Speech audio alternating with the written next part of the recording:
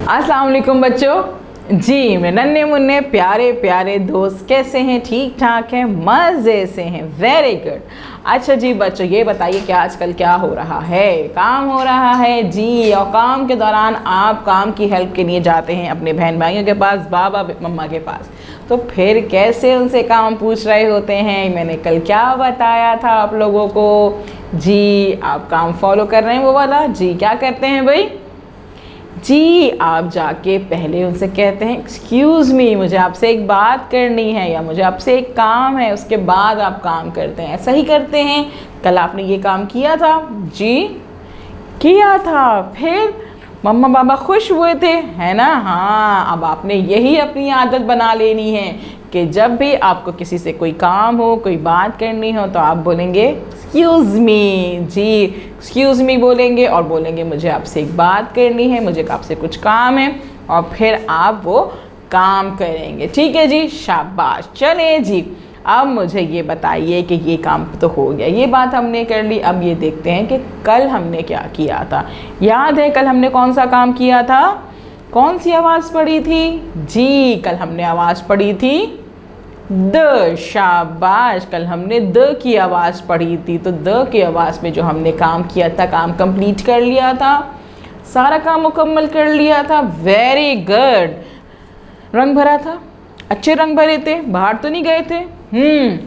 और वो काम की तस्वीर अपनी टीचर को भेज दी थी। अच्छा जी, ज़रा उसकी नज़म तो सुना दें जो हमने कल द की आवाज़ पढ़ी थी, क्योंकि नज़म आप भूल जाते हैं, सही से याद नहीं करते हैं। मुझे आपके टीचर कह रही है कि ना आपके जो नन्हे मुन्ने प्यारे प्यारे दोस्त हैं ना, वो नज़म थोड़ी सी गड़बड़ कर जाते हैं। गड़बड़ कर जाते हैं। याद किया करें ना, बार बार रिपीट करते रहा करें, दोहराते जाएंगे तो फिर नज़म याद हो जाएगी। जैसे मुझे हुई है, पहले मुझे भी याद नहीं होती थी, फिर मैं क्या करती थी, हर वक्त दोहराती रहती थी, पढ़ती रहती थी, खेलते कूदते मैं वो नज़म दोहराती रहती थी, तो मुझे नज़म याद हो जाती थी। तो क्या नज़म थी द की भाई? हाँ क्या नज़म थी, जल्दी से बताइए मुझे, क्या थी भाई नज़म? दुम्बा भागा खाने दाना, द की कमर को गोल बनाना। दुम्बा भागा खाने दाना, द की कमर को गोल बनाना। याद आ गई? शाबाश, दोहराते जाइएगा ताकि हमें ये नज़म अच्छे से याद हो जाए और हम भूले ना इसको। चले जी, अब हम क्या करते हैं, कल हमने काम कर लिया था द की, अब हम क्या करेंगे, द को लिखने की प्रैक्टिस करेंगे, यानी कि खुद से लिखने की मशक करेंगे, ताकि हमें खुद से भी तो लिखना आए ना कि द लिखा कैसा जाता है ना। उसके लिए हम क्या करेंगे, हम अपनी किताब खोलेंगे, यानी कि उर्दू सिलसिला साल 2 की किताब खोलेंगे, सफ़ा नंबर 46 खोलेंगे, और उस पर हम देखेंगे कि क्या लिखा हुआ है, क्या बना हुआ है। जी यहाँ पे द बना हुआ है, और द के हमने यहाँ पे पेंसिल फेरनी है, मशक करनी है, लिखना है खुद से। सबसे पहले हम क्या करेंगे भाई, सबसे पहले हम देखेंगे यहाँ पे आइकन्स। कितने आइकन्स मौजूद हैं यहाँ पे? 1 2 3 आइकन्स मौजूद हैं। सबसे पहला आइकन हमारा क्या कह रहा है? जी ब की आधी शक्ल बनी हुई है, पेंसिल रखी हुई है, मतलब पेंसिल फेरना है। सबसे पहले हम फेरेंगे पेंसिल। जी पेंसिल फेरेंगे। दूसरा आइकन हमसे कह रहा है लकीर बनी हुई है, पेंसिल रखी हुई है, मतलब लिखना है, लिखिए। यह आइकन हमसे कह रहा है लिखिए।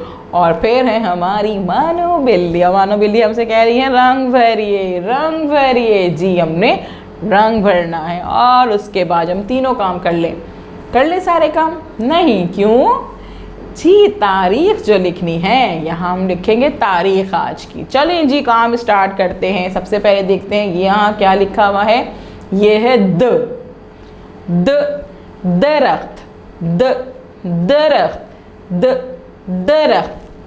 दरख्त की शुरू की आवाज़ क्या है भाई? हाँ दरख्त की शुरू की आवाज़ दरख्त की शुरू की आवाज़ दरख्त। जी हमने पढ़ लिया ना।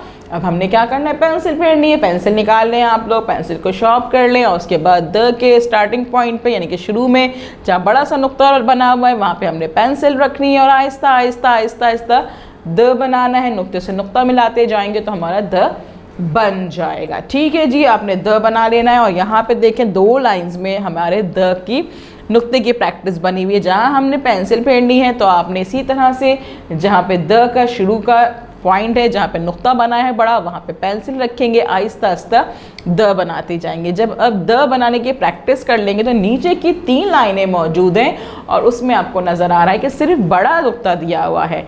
जी, अब आपको द बनाना आ गया है तो आप बड़े से नुक्ते पे पेंसिल्स रखेंगे, यहाँ से शुरुआत यहाँ से करनी है और आहिस्ता आहिस्ता अपना द बनाएंगे। ठीक है जी, यहाँ तीनों लाइनों में आपने द बनाना है, आहिस्ता आहिस्ता काम करना है, जल्दी जल्दी नहीं करना है, जल्दी से काम ख़राब हो जाता है। ठीक है ना, ज़्यादा आपने काम करना है, अच्छे से साफ़ सुथरा काम करना है।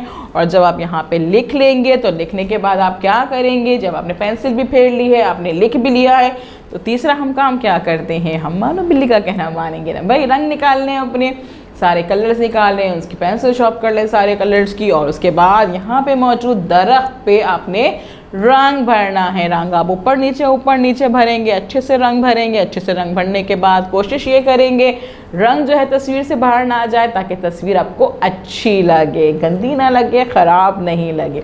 फिर आपने क्या करना है, आपने जब लिख लिया, पेंसिल फेर ली, रंग भर लिया, इस पूरे काम को कंप्लीट कर लिया, तो आप इससे पहले क्या कर सकते हैं, आप अपनी वीडियो को बार बार देखेंगे, बार बार सुनेंगे, अच्छे से सुनेंगे, ताकि आपको समझ में आ जाए कि किस तरह से लिखा जाता है, कैसे राइटिंग प्रैक्टिस की जाती है। और जब टीचर आपको कॉल करेंगे तो आप उन्हें बताएंगे कि आज हमने द को लिखने की मशक की थी, और अपने काम की पिक्चर उनको सेंड कर देंगे। कल मिलेंगे नए काम के साथ। अल्लाह हाफिज़।